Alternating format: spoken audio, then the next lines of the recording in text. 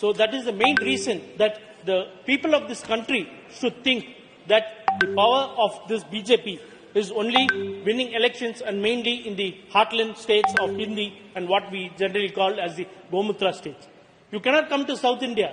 You see all the results of what happens in Tamil Nadu, Kerala, Andhra, Telangana and Karnataka. We are very strong over there.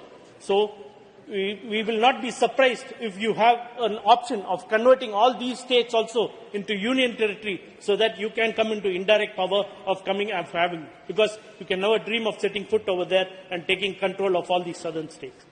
So having the reservation bill into confidence. देखिए ये ओछी मानसिकता का परिचायक है और जब ये लोग कहीं नहीं आते हैं तो निश्चित रूप से इस तरह की बात करके हमें लगता है कि जो बयान इनका है बहुत ही ओछी है और ये पब्लिक ये जनादेश है।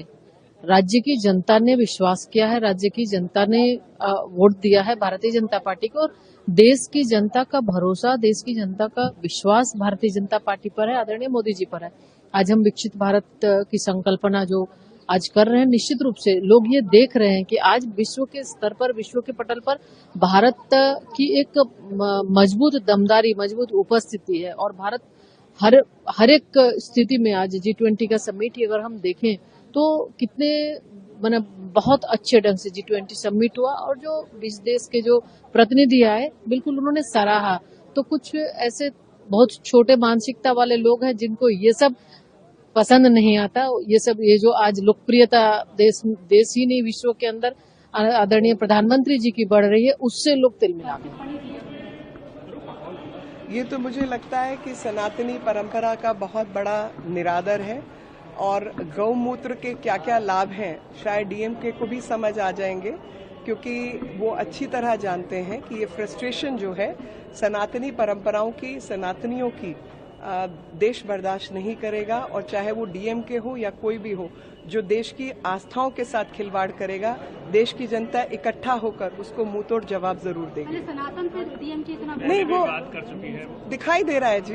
एक साजिश के तहत ये सब कार्य किए जा रहे हैं, लेकिन शायद इनको अंदाजा नहीं है कि इस प्रकार की भाषा का जो दुर्भाषा का प्रयोग कर रहे हैं, देश की जनता उसे बिल्कुल बर्दाश्त नहीं करी है। जवाब इनके सामने आएंगे। एक सांसद है एस सेंथिल, उन्होंने चर्चा के दौरान ये कहा कि केवल और केवल गौमूत्र राज्य जो है वहां पर ही भारतीय जनता पार्टी जीत सकती है। तो एक इस तरीके के बयान को आप देखिए, वो अपनी बात है। मैं इस बारे गौ माता को हम सब अपने श्रद्धा करते हैं, इस बात से हमारे कोई लेना देना नहीं है।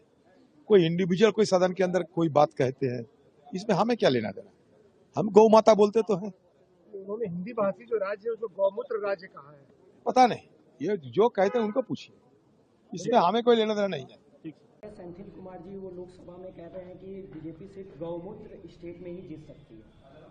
गौमूत्र स्टेट में ही बीजेपी सिर्फ जीत सकती है, डीएमके के सांसद ने कहा है लोकसभा में। देखो, ये लोग इस प्रकार की गंदी और ओछी बातें करने वाले लोग जो सनातन को गाली देते थे, आज इन लोगों को तमाचा लगा है। अभी आधा तमाचा लगा है, अब थोड़े दिन के बाद पूरा तमाचा जब लगेगा, अभी आधा साफ हुआ है, पूरा साफ हो जाएंगे। ये सारे के सारे लोग जो सनातन धर्मावलंबियों को, जो गौ, गंगा, गीता, गायत्री का अपमान करता है, ये देश कभी भी नहीं सहेगा अपमान। जो सनातन का अपमान करेगा, जो गौ, गंगा, गीता, गायत्री का अपमान करेगा, वो देश उस अपमान को कभी न सहेगा हिंदुस्तान। और पूरी तरह से धर्मावलंबी हिंदुस्तान के अंदर ये हम सब धर्म संभाव की बात करते हैं और इस प्रकार के गौ, उनको मालूम है कि गौमूत्र कितना उपयोगी चीज है।